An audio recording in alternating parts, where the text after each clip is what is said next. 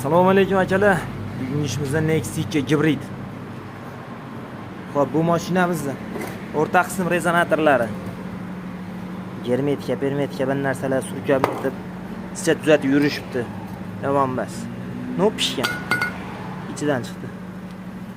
Ajrab ketgan ekan. Orqa qismlari teshilgan, chirib suvoqdan ochib terilgan ekan buni. Ichlari sharaqlayapti.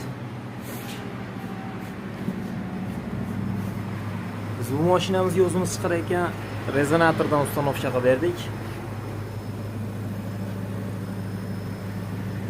Orqa qismni nirjavekka ustanovka qilib berdik. Akkuratni qilib osiltirib tashlamasdan chiroyli qilib ustanovka qilib berdik.